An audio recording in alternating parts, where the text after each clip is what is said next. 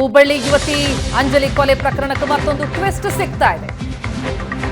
ಈ ಆರೋಪಿ ಗಿರೀಶ್ ಈಗ ಪೊಲೀಸರ ವಶಕ್ಕೆ ಸಿಕ್ಕಿದ್ದಾನೆ. ಆತ ಹೇಳೋ ಪ್ರಕಾರ ಅಂಜಲಿ ಮತ್ತು ಆರೋಪಿ ಗಿರೀಶ್ ಪ್ರೀತಿಸ್ತಾ ಇದ್ದಂತೆ. 15 ದಿನದ ಹಿಂದೆ ಅಂಜಲಿ ಜೊತೆ ಆರೋಪಿಗೆ ಮದುವೆಯಾಗಿತ್ತಂತೆ. ದೇವಸ್ಥಾನದಲ್ಲಿ ಇಬ್ರು ಮದುವೆಯಾಗಿದ್ದಂತೆ. ಆತ ಮೈಸೂರಿನ ಮಹಾರಾಜ ಹೋಟೆಲ್ನಲ್ಲಿ ಕೆಲಸ ಮಾಡ್ಕೊಂಡಿದ್ದ. ಆತ ಹುಡುಗಿಗೆ ಮೈಸೂರಿಗೆ ಬಾ ಅಂತ ಒತ್ತಾಯ ಮಾಡ್ತಾನೆ. ಆಕೆ ಒಪ್ಪೋದಿಲ್ಲ. ಕಳೆದ ವಾರ ಮೃತ ಅಂಜಲಿಗೆ 2,000 ರೂಪಾಯಿ ಅವಳಕ್ಕೆ ಹಣ ಕೇಳಿದ್ದಂತೆ. ಆತ 1,000 ರೂಪಾಯಿ ಹಾಕಿದ್ದಂತೆ. ಬಳಿಕ ಗಿರೀಶ್ನ ನಂಬರನ್ನ ಬ್ಲಾಕ್ ಲಿಸ್ಟ್ಗೆ ಹಾಕಿದ್ದಾಳೆ ಹುಡುಗಿ. ಯಾವ ಫೋನ್ ಕೂಡ ರಿಸೀವ್ ಮಾಡಿರಲಿಲ್ಲ ಅಂಜಲಿ. ಸಿಟ್ಟಿಗೆದ್ದು ಮೈಸೂರಿನಿಂದ ಹುಬ್ಬಳ್ಳಿಗೆ ಬಂದು ಕೊಲೆ ಮಾಡಿದ.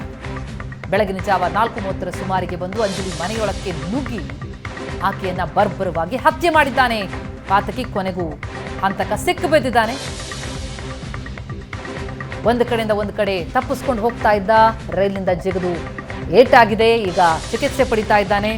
ಆ ಬಳಿಕ ಪೊಲೀಸರು ಆತನನ್ನ ವಶಕ್ಕೆ ಪಡೆದು ಅವರ ಬಾಯಿ ಬಿಡಿಸೋರಿದ್ದಾರೆ. ಸದ್ಯಕ್ಕೆ ಸಿಗ್ತಾ ಇರುವಂತಹ ಮಾಹಿತಿಯ ಸತ್ಯಾಸತ್ಯತೆಯನ್ನ ಪೊಲೀಸರು ಪರಿಶೀಲಿಸಲಿದ್ದಾರೆ. ಇನ್ನು ಹಂತಕನ ವಿರುದ್ಧ ಕಾನೂನು ಪ್ರಕಾರ ಕ್ರಮ ಕೈಗೊಳ್ಳುತ್ತೇವೆ ಅಂತ ಹಂತಕ ಅರೆಸ್ಟ್ ಆಗಿದ್ದ ವಿಚಾರಕ್ಕೆ ಸಂಬಂಧಪಟ್ಟಂತೆ ಗೃಹ ಸಚಿವ ಪರಮೇಶ್ವರ್ ಪ್ರತಿಕ್ರಿಯಿಸಿದ್ದಾರೆ. ಇಂತಹ ಪ್ರಕರಣದಲ್ಲಿ ಯಾವುದೇ ಮುಲಾಜಿಲ್ಲ, ಪೊಲೀಸರ ವಿರುದ್ಧವೂ ಕ್ರಮ ಕೈಗೊಳ್ಳಲಾಗಿದೆ ಅಂತ ಬೆಂಗಳೂರಿನಲ್ಲಿ ಗೃಹ ಸಚಿವ ಡಾಕ್ಟರ್ ಪರಮೇಶ್ವರ್ ಹೇಳಿಕೆ ಕೊಟ್ಟಿದ್ದಾರೆ. ಯಾವುದೇ ಮುಲಾಜಿಲ್ಲ, ಪೊಲೀಸರ ವಿರುದ್ಧವೂ ಕ್ರಮ ಕೈಗೊಳ್ಳಲಾಗಿದೆ, ಕಠಿಣ ಶಿಕ್ಷೆಯನ್ನು ಕೊಡಿಸಲಾಗುತ್ತೆ ಅಂತ ಕ್ರಮ ಕೈಗೊಳ್ಳುವ ಭರವಸೆಯನ್ನ ಹೋಮ್ ಮಿನಿಸ್ಟರ್ ನೀಡ್ತಾ ಇದ್ದಾರೆ.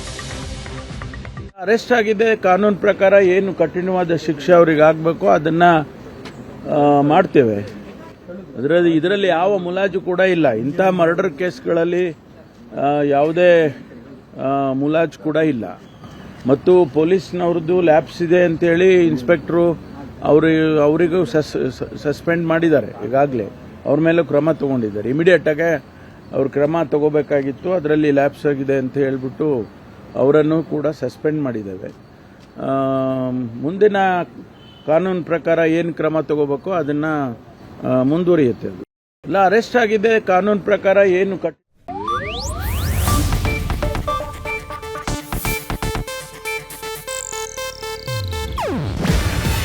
ಇದು ಏಷ್ಯಾನೆಟ್ ನ್ಯೂಸ್ ನೆಟ್ವರ್ಕ್ ಪ್ರಸ್ತುತಿ. ನೀವು ನೋಡ್ತಿದ್ದೀರಾ ಏಷ್ಯಾನೆಟ್ ಸುವರ್ಣ ನ್ಯೂಸ್.